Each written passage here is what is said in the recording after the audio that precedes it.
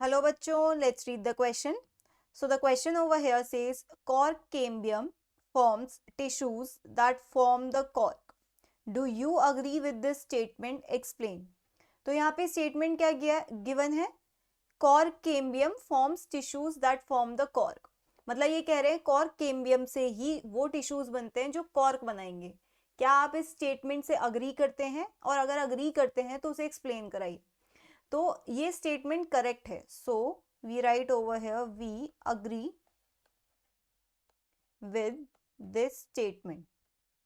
Okay, with this statement. अब हम इस स्टेटमेंट से अग्री क्यों करते हैं?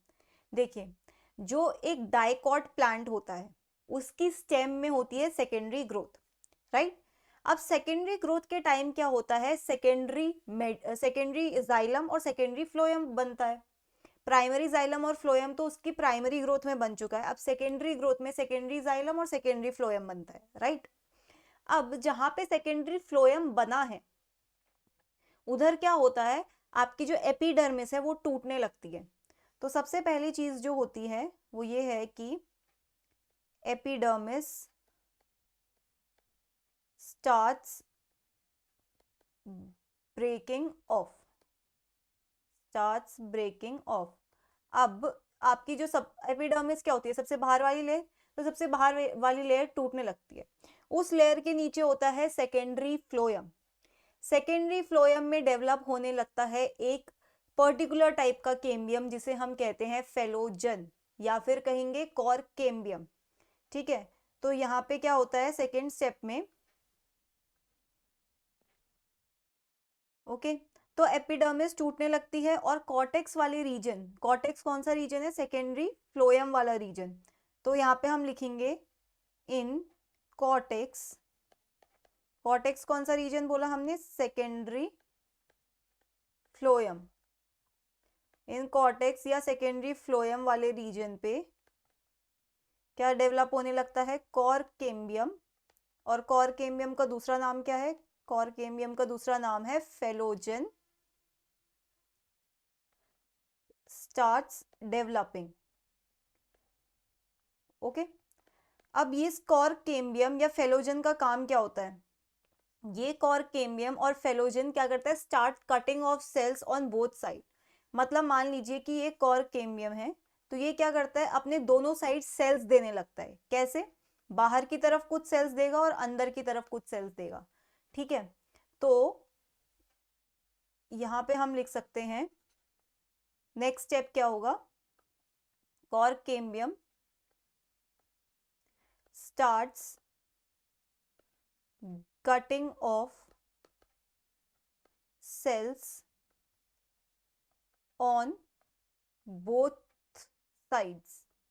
अब both sides कौन सी आपकी? एक साइड है आपकी पेरीफेरी वाली साइड, पेरीफेरी यानी बाहर की तरफ, आउटर साइड, आउटर साइड. और एक है आपकी इनर साइड पे, इनर साइड.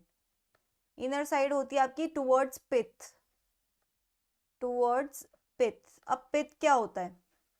मान लीजिए कि आपके स्टेम है तो स्टेम के बीच में एक स्पेस होती है, उसी को हम कह रहे हैं पिथ. ठीक है, तो आपका जो यहाँ पे कॉर्क केम्बियम है, मान लीजिए ये फेलोजन है, तो ये बाहर की तरफ सेल देगा मतलब पेरीफेरी की तरफ, और अंदर की तरफ देगा मतलब पिथ की तरफ सेल्स देना शुरू कर देगा.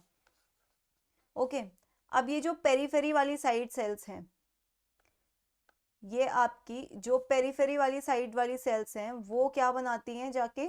वो बनाती हैं जाके फेलम. क्या बनाएंगी? फेलम.